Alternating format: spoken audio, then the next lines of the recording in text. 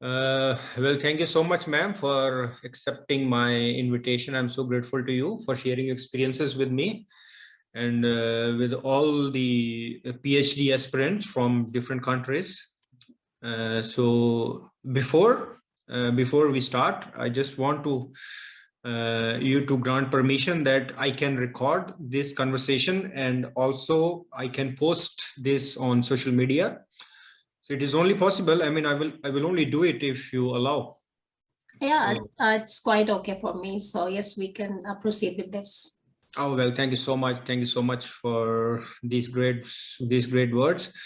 And before I start, I would like to tell you all the people who are watching is that this is Anu Vinayak. She's from Haryana, India. And the surprising thing is about her is that she belongs to not a big city, but she comes from a rural area. And she did everything all by herself.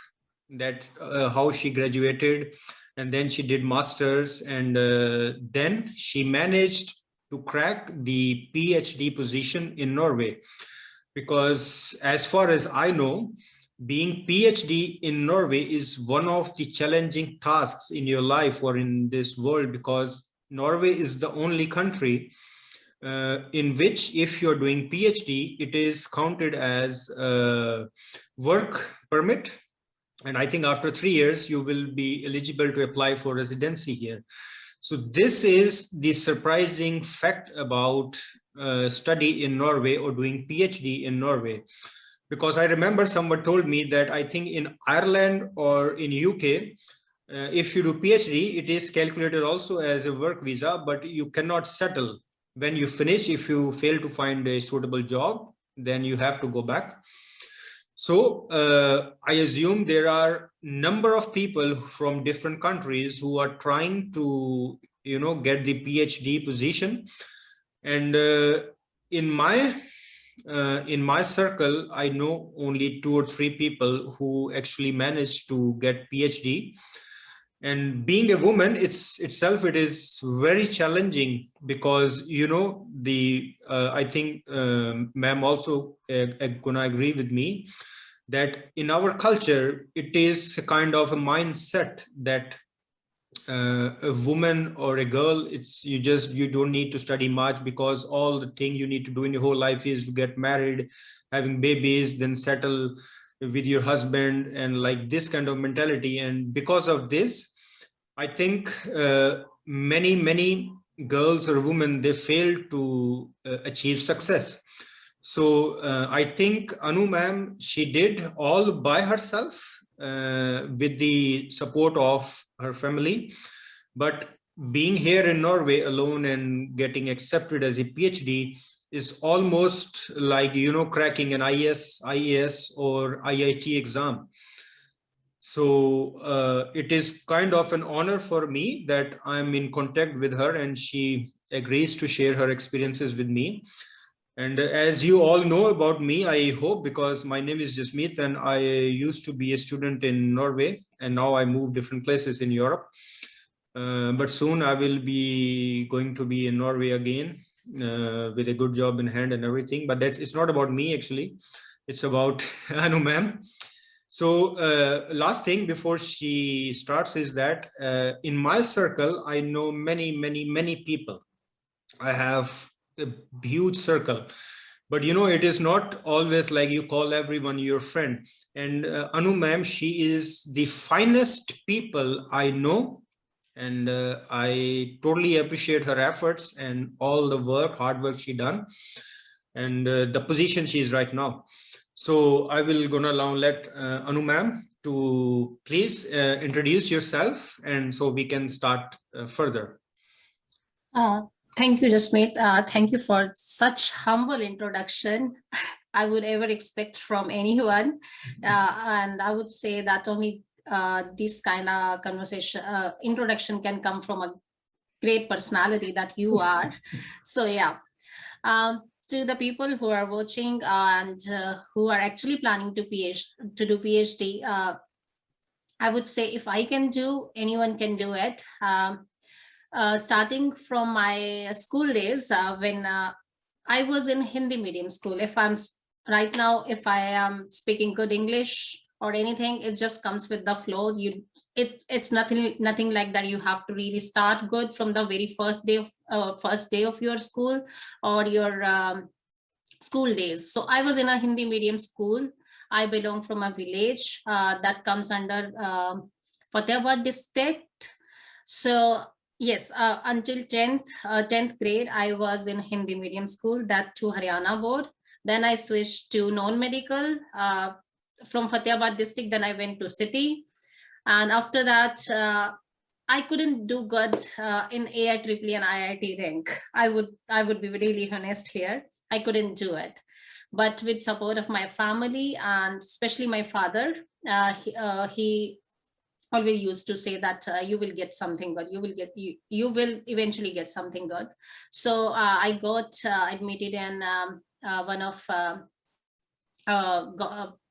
government women university, that's in Sonipat. Maybe anyone know about it or not, Bhagat Phool Singh Mahila Vishwavidyalaya. So I was into a women university that is situated in Sonipat, Haryana.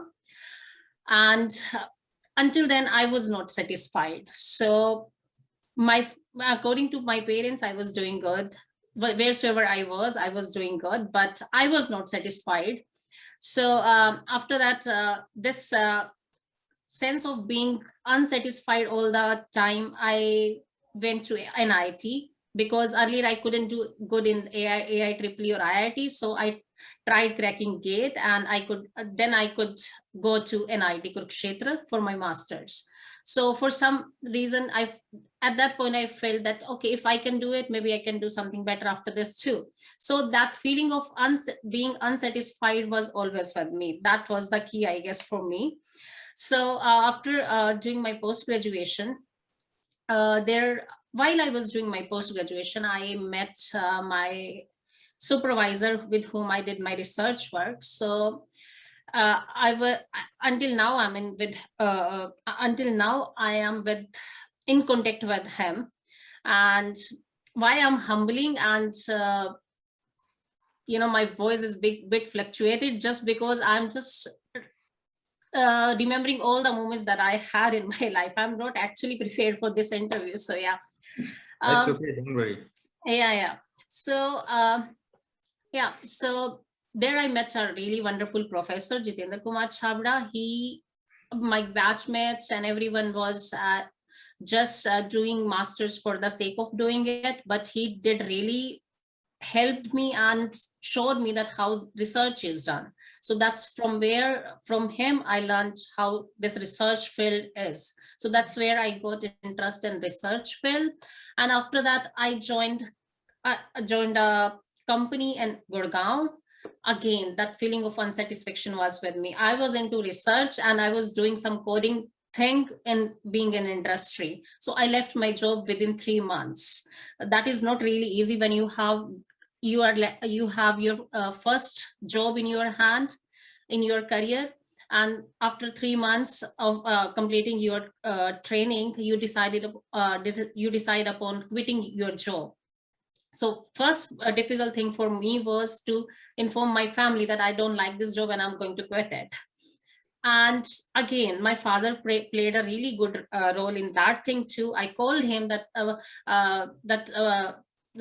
Papa, I don't like this job and I'm going to put a resign. And he was like, okay, whatsoever you think is right, just do it.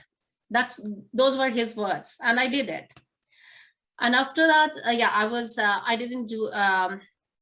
I was not into any job or anything for 2-3 months.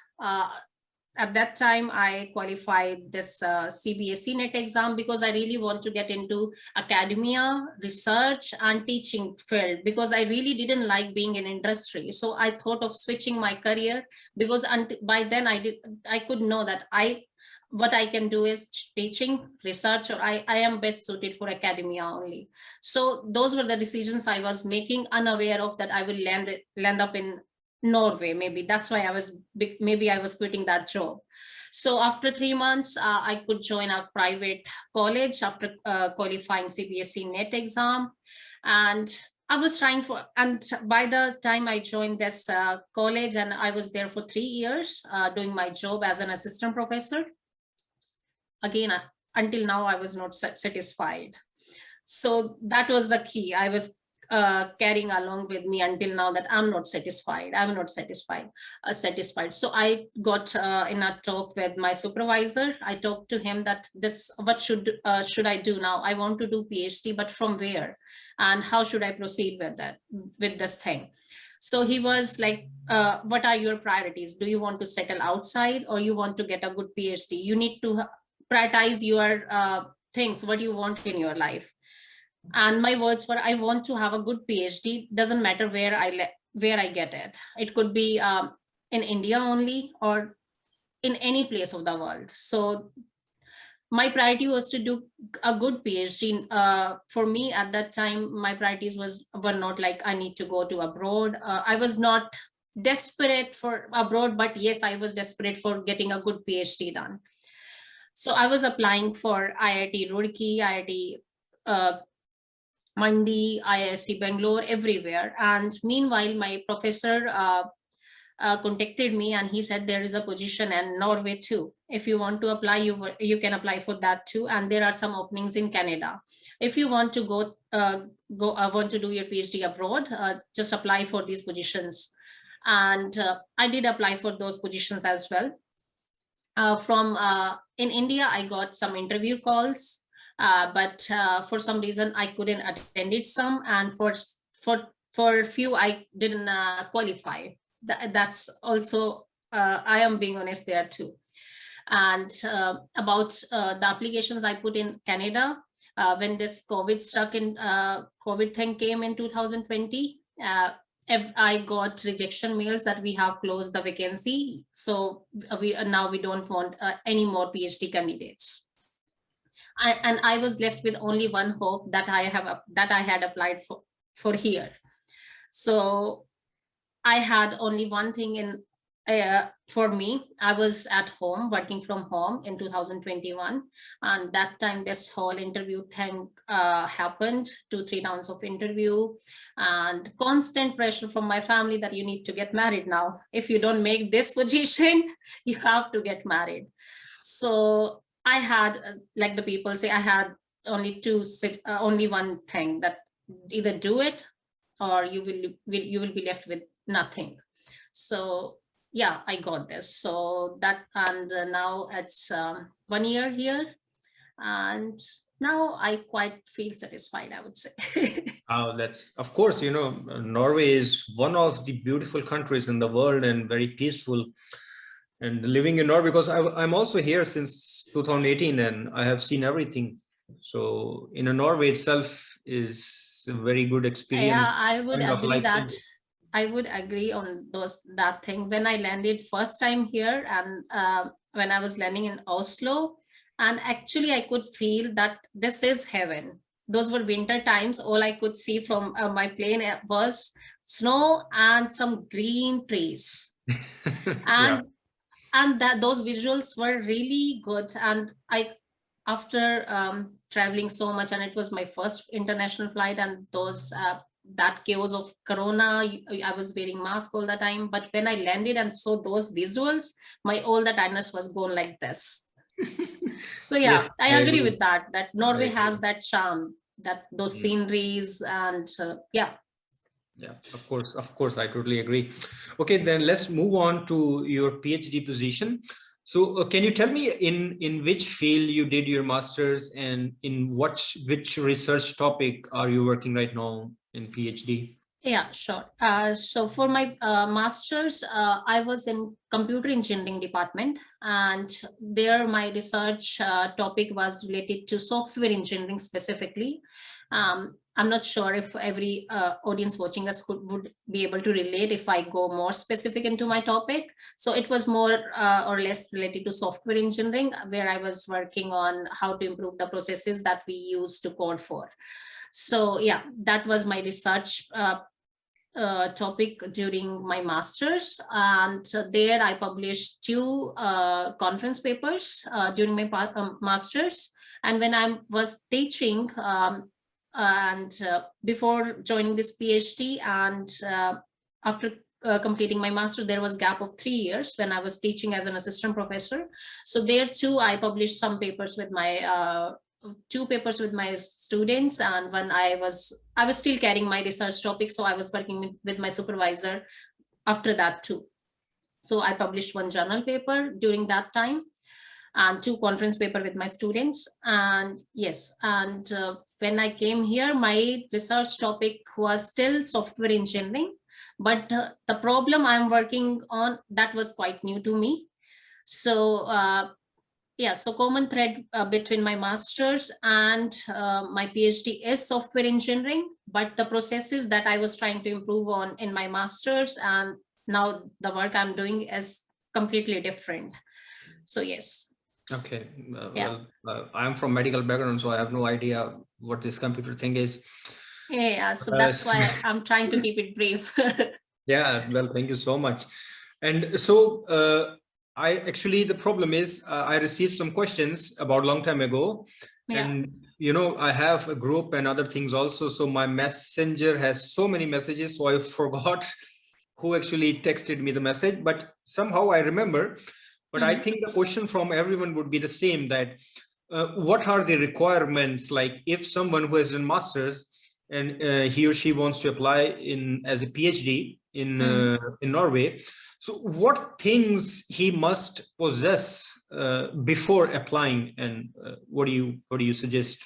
As far as I understand, and vacancy advertisement I have looked for, mostly first thing they look for is grade B in your masters. Secondly, you should have IELTS score with you, and that IELTS score have for different projects and different vacancies, it may have different criteria that how much score do they need it for that particular vacancy. And third thing, if you have, that is the most important thing, if the project or vacancy that has been advertised, that should really match with your research area that you have done previously. If that is the case, there will be really high chances that you will be selected for that particular position. So that is most important, that your research interests and the things you have already done, that should match with the vacancy advertised. So while applying, you should definitely take into consideration this parameter. You shouldn't go for just randomly putting your application anywhere. That way you will feel rejected from everywhere. So if you feel you are suitable, only then go for it. But again, just don't be hard on yourself too. If it is, it shouldn't be actually same with your masters, but some way relevant, I would say, some way similar it should be. Yeah. Okay. Yeah. And as far as I remember also, because I also used to study masters here, in Norway, I think ma'am will also going to agree, Norwegian education system, they look for the people or students who are motivated actually, that if you are suitable, then why are you suitable, that why would we pick you? I think these kind of things you might have also faced in the interview section also, I guess. I understand, but are you trying to say for this thing, you actually made it to interview first. First things that I have already told, that grade B, IELTS score and other things. And after that, when you are actually selected for interview, then that interview wouldn't be like a technical interview or core technical interview. They would try to just talk to you the way we are talking to each other. They will just talk to you. That wouldn't be what do we call it? Like the interviews we have in India, that they will be putting questions and you have to answer it. If you don't answer it, they will grill you in that way. So nothing like that happens in here in interview processes. They will just try to talk to you and try to get to know that what kind of person you are. As you said, motivated. What are the general characteristics you carry that will keep you motivated for the project and during the whole process of PhD. So yes, that is an important factor when they select any particular person. So you should seem motivated, and your general characteristics they try to access more. while questioning or talking to you. Okay. And I think I remember when I was reading the questions people asked me, students actually asked me about PhD. I remember many of them, they asked me that, is there any, limit of publications or requirement that this many publication you must have before you apply for PhD, or it's not like this? Well, depends upon vacancy advertised first. If they are asking for it, that minimum you should have it, then obviously you need to take that thing into consideration. If that is not being mentioned, you should apply for it. If you find that topic is suitable and according to your research interest, you should apply for it. Yeah. So there is no harm in applying for that. Yeah. And what things you actually, you strictly recommend before applying PhD? I mean, which things the aspirant should not miss? I mean, before they apply, they should acquire those skills or those requirements, and only then they apply. Do you have any recommendations? I will say, if you're applying for any particular position, your recruiter will see only the things you are showing to them. If you are submitting your research proposal, that should be according to your position, that should match with that. If you are you are submitting your resume, that should be, just look of those particular documents from the recruiter's perspective, that what they are looking for. So it shouldn't be, your resume shouldn't be too general, that whatsoever they are looking for, that's there in only one line. So you should highlight those particular things. So while putting any of your application, just think from recruiter's perspective and read vacancy advertised and the things they have written again and again, and just try to match all the points they have mentioned. Just they should be highlighted in your CV or research proposal or whatsoever things you are submitting along with your academic documents. Okay. And do you think is there any word limit for the proposal or thesis proposal which you write, or how long or short it must be? What do you say? Generally, they mention it to you that how long it should be. For example, for me, it was 4-page limit when I submitted my research proposal to the recruiters. But if they haven't mentioned, then you can stick to 4 or 5 pages. That's my suggestion, because 4 or 5 pages are neither too less and not too much to read for. So 4 or 5 pages are okay. But keep it really professional, the way we submit any research article, use references and background studies to put your points. Just don't write, but write like a researcher would write. And I think plagiarism is also strictly monitored when you submit the thesis or proposal. I'm not sure if recruiters does this plagiarism check, but yes, being a researcher, you should take care of this research ethicity. If you are looking for your your career in this particular field, you shouldn't copy anything. That's what my suggestion is. Yeah, of course, I totally agree. And maybe just one last question is, I think I have sent you a message also, because one of I can check for that. Yeah. Yes, on your WhatsApp, I guess, because she's in our Norway group. Her name is Nisha, and I think she's planning to do masters here, and she wants me to ask you this question. Can you read the question? I mean, if you just check out and tell me if you know. She says, I have done BTech ECE in the UI. Okay, University UIB website. Engineering is not mentioned in the criteria section for MS. Okay, but they have mentioned that candidates needs to know from. Okay. Okay, so if she thinks they haven't mentioned about ECE, then obviously she can go for it.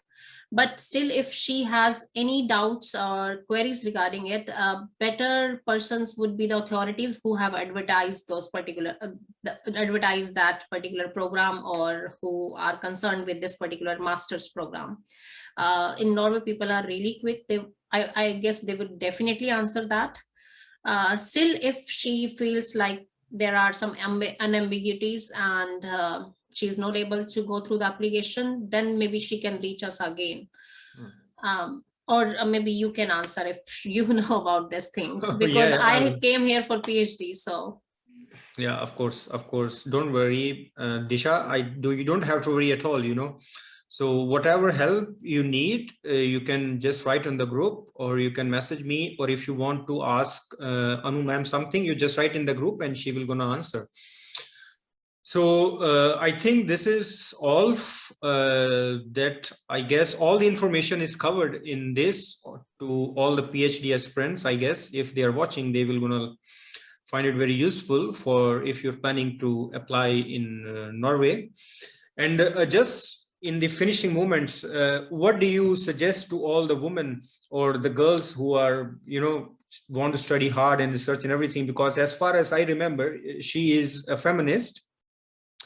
But she is a feminist with logic, not illogical. Whenever she wants to talk about feminism, there is something important and there is something logical in the conversation. And I don't think it's a problem being a feminist, because whatever happening around us, you need to think deeply about the things. So it's not a problem. But Anu ma'am, what do you suggest, or how you want to motivate all the girls who wants to be in your position, or even want to go further than that? I would say just look for equality. First thing, if your brother is doing, your male friend is doing, you can do it too. It's just maybe your father or your family will take time to agree on your decisions, but you have this power within you that you can convince everyone. So girls has those things within themselves that if they decide on something, they can do it. But yes, I'm not talking about doing anything, but yes, look for equality. If your surrounding males are doing it, you can do it too. So I don't think so. If your gender is female, someone can stop you. You carry the change within you, so you can do it. That's what I can say. Yeah, those are really strong words, ma'am, and I totally agree with you, and I appreciate that you are actually, maybe you can be some kind of motivator to all the women or the girls who wants to do something extraordinary in their life.